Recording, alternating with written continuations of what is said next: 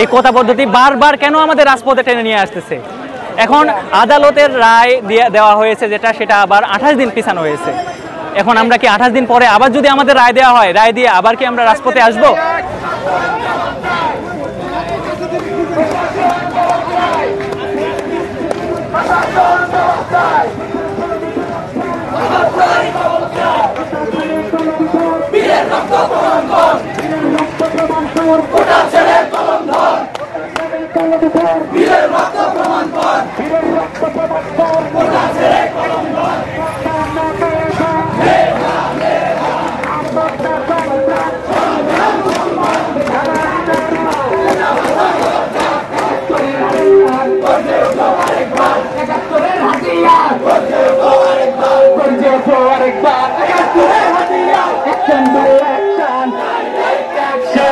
ছাত্র সমাজের আসল মুক্তিযোদ্ধা বাতিল বলে আসে আর ভুয়া মুক্তিযোদ্ধা লাগলে এসে, হ্যাঁ আজকে ভুয়া মুক্তিযোদ্ধা আজকে চাকরি সব নিচ্ছে, যোগ্যতা নাই চাকরি নিচ্ছে। আর যোগ্য ছেলেরা বেকার রাস্তাতে ঘুরছে, যোগ্য ছেলেরা রাস্তাতে ঘুরছে। আজকে যোগ্যতা অনুযায়ী চাকরি দেয় আমরা।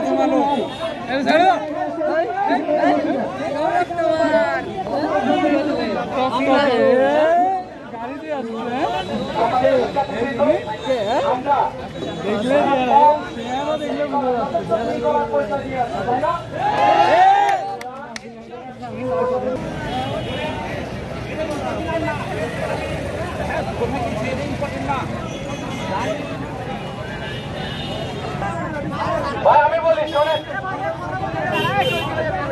আমরা এখানে শান্তিপূর্ণভাবে অবস্থান করি। আমরা গিয়ে স্যারকে নিয়ে এখানে আসবো, আর আমাদেরকে আশ্বস্ত করবে। এরপর বিশ্ববিদ্যালয় থেকে বাস আসবে, আমরা বাসে করে যাবো। সবাই খুশি তো? আমরা সবাই শান্তিপূর্ণভাবে অবস্থান নিব। আমরা স্যারের সাথে গিয়ে কথা বলে স্যারকে এখানে আমন্ত্রণ জানাবো। স্যার এখানে আমাদের সামনে কথা বলবেন, আশ্বস্ত করবেন। এরপর আমরা আবার শান্তিপূর্ণভাবে বিশ্ববিদ্যালয়ের পাশে করে ক্যাম্পাসে ফিরে যাবো।